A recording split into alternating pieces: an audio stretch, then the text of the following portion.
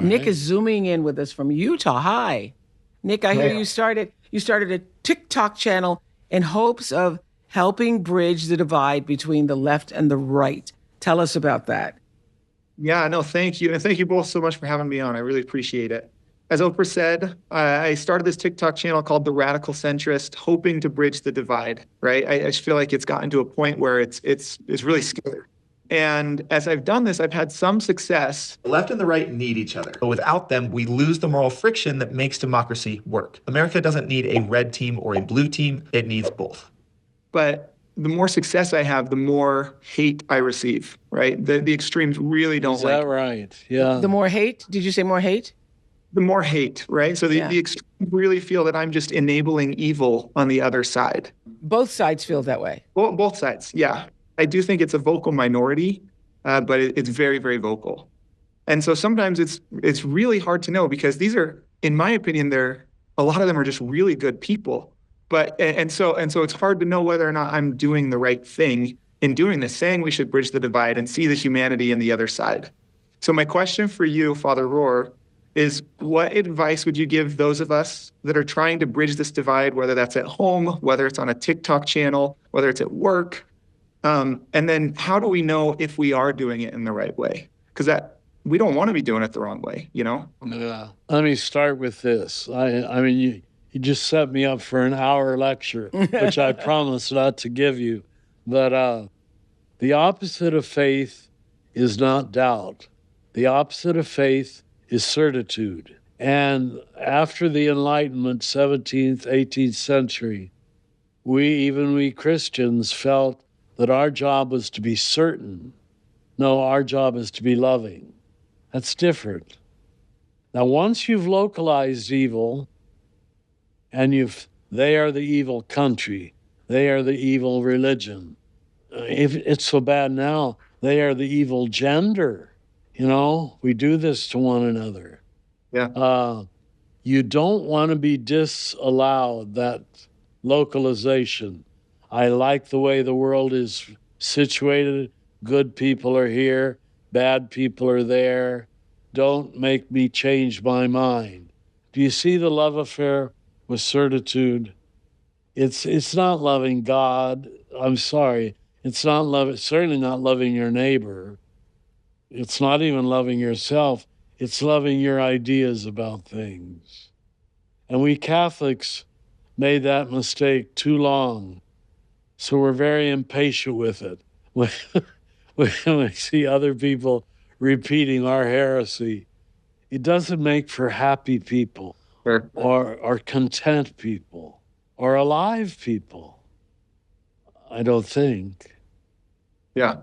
Am I answering your question at all? I think so. Yeah. No, so then if I'm applying that to myself, I have a pretty strong belief that there are good people on both sides. I know Republicans that I love, and I know Democrats that I love, you know, if we're speaking specifically to America.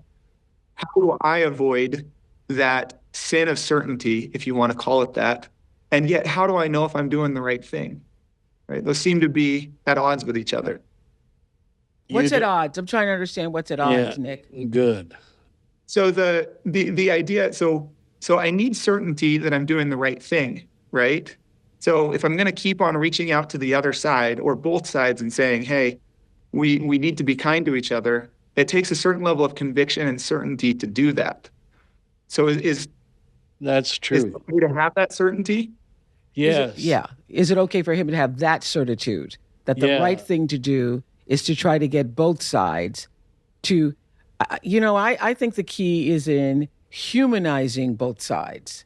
That's good. Is in humanizing both sides. When I can see your humanity, when I can see that you feel the same sadness and the same sorrow for the same things that I feel sadness for. You want the same accomplishments, to experience the same joys with your children. There's a commonality that we all have in the human experience. So my way through these podcasts and through everything else I've done, that also gets lots of criticism, is to actually humanize and to see the other person and the other side as myself, as my equal, as a human. And I think you know you're doing the right thing if the right thing is coming from a genuine, pure space that is an extension of the love you have for humanity. So you're not doing it because you're trying to get TikTok followers. You're not Right. doing it if you're doing it in any way, because this has been my experience. I check my ego for all things. Right. I don't do one damn thing, if I can help it, that I'm acting out of my ego, because I know that's going to come back to me in an egotistic or a way that is going to be harmful to me. So I think the part of the answer that you're looking for is to search within yourself for the pure intention and reason why you're doing it. I admire your courage and your bravery, because I mean, I just have, left a lot of social stuff alone and come off social media because the backlash of the hatred and the vitriol is more than I can stand. I can't bear it. That's why we don't have comments on this YouTube channel, because you just be fighting all of the negative stuff all the time, the crazy stuff, the conspiracy theories, all that stuff. So I admire you for doing it, but if you're doing it for the right reasons, then it is the right thing to do, because the world needs people like you, especially right now. So what is your purest intention in doing it? I mean, I think it has to be love. It does. Okay. Expand more on that for us.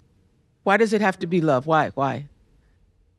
Because anything else is, I can't find a purer force, right? I mean, anger makes me make a lot of mistakes. Correct. Love is a lot more humble. I can admit when I'm wrong.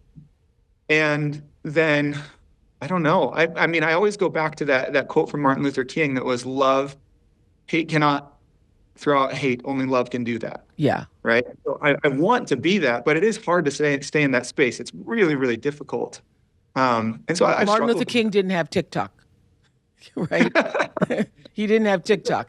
He had all the other haters trying to bomb his house and kill him and his family, but he didn't have the ongoing visceral reaction every day from people coming at you with their meanness and their, intention to take you down.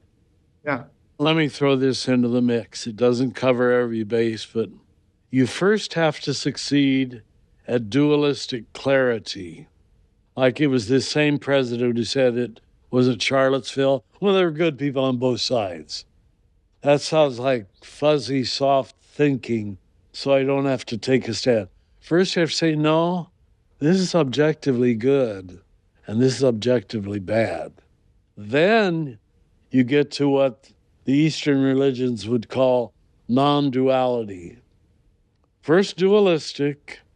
Jesus himself, God and mammon and so forth, he's very dualistic about the big issues. But then when it comes to practical everyday living, you said it a minute ago, the response to both of them, the one you like and the one you don't like, is love. That's the dance that I think an authentic believer has to do, has to not be naive about evil and evil's capacity to hurt people. Because otherwise we're going to get in real trouble saying, oh, there's good people on both sides. Well, yes, but a lot of them are doing some bad stuff that must be named. Evil must be named.